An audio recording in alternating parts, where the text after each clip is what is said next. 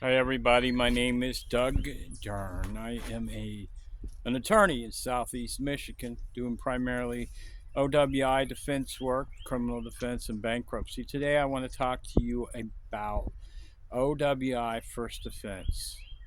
It's a beautiful spring day outside and I'm just sitting out here thinking, if I had a first defense OWI, what would be my prime question? Well, the first question would be, am I going to jail? Second question is, could I fight it? A lot of times people don't think they're guilty and they just play along with the cops. Or they play along with the prosecutor. Their attorney tells them, they're going to offer you an impaired. You might as well take it. They're going to slap you on the wrist. I mean, I do that sometimes as well if there's no defense. But you don't know if you have a defense until you really roll up your sleeves and look at the case and watch the video and study it. I have been successful in getting OWI first offenses dismissed um, by filing motions, by challenging the stop, by challenging the police procedures. It's a good strategy. However, sometimes it is worth the effort to go to trial. I know that goes against conventional wisdom on an OWI first, because if you lose, you're going to have a hard driving license suspension. But if there is no offer, absolutely go to trial. I mean, you think of the elements of an OWI trial, they got to prove that you were driving, they got to prove that your blood alcohol was over the legal limit. Um, yeah, that sounds like a cut and dry case. Was he driving? Well, there he is on video, and there's the scientific evidence, there's the data master. But sometimes it's not quite that simple. I mean, what if you're not showing any impairment? You're passing the field of sobriety test with flying colors on the video, and you show it to the jury. You you're right on the cusp of a point oh 0.08, so you blew a point oh 0.08, and the officer doesn't have as much credibility as the prosecutor would like. Maybe the jury might see through that and say, you know what, maybe that officer didn't operate that data master correctly. Or if it's a blood test, maybe that scientist that come in to testify for the police crime lab, maybe he was a little arrogant and maybe he overlooked some fine details and could have made a mistake. Sounds like, oh, that's just a lawyer talking. Just trying to get his client off. But it happens. It happens all the time. Machines make mistakes. Human error all the time. All the time.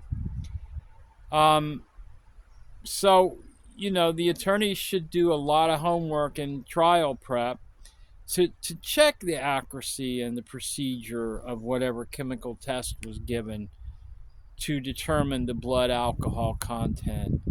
Um, Other things you can bring up at trial that I've used is defendant wasn't driving. The cop arrived on the scene. There was no one in the car. There were a couple people outside the car. Who was driving? Well, he was driving. No, he was driving, and the cop has to make a decision of who was driving. And one case got kicked out because my client was in the passenger seat with the seatbelt on. He weighed over 300 pounds, and the cop wanted us all to believe that another passenger moved him from the driver's seat. He was passed out from the driver's seat over into the passenger seat and put the seatbelt on him for whatever reason. So there are a number of reasons you can take a case to trial. And do I take every case to trial? No. But I work on the assumption that there is always a defense. And I dig for that defense. And when I say dig, I'm not just looking for, let's just throw a bunch of stuff on the wall and see what'll stick. let's just file a motion. The cop did this wrong. Cop did that wrong. Oh, the machine's wrong. No, no, no. I don't work that way. I mean, judges see right through that. Juries see right through that. You've got to work hard, and you've got to find these defenses, and that's what I do. That's what I love to do. I mean, I'm not condoning drunk driving. Don't get me wrong. You should not be drinking and driving. Drinking and driving is an awful thing. And because it is so awful, and because society frowns on it so heavily, the the system is rigged against drunk drivers. So you need an attorney that their only objective is to defend you in your best interest, to be in your corner, to fight for you. And I will tell you, I watch it in court all the time. It is not always there from other attorneys. It's just not. I don't know, for whatever reason they don't like drunk drivers. They don't believe in themselves. They don't believe there's a defense.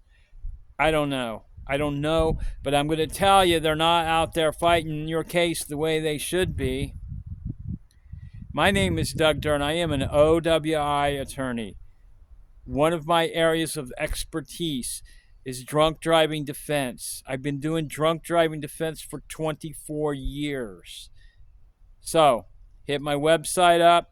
Give me a call, 248-882-0838, if you've been arrested for drunk driving. Yeah, I know. My videos are probably the worst on the internet. I don't have time for all this podcast stuff and all that. I'm just getting my message out. If you need an attorney, I'm the guy you need to call. My clients will tell you that. Okay?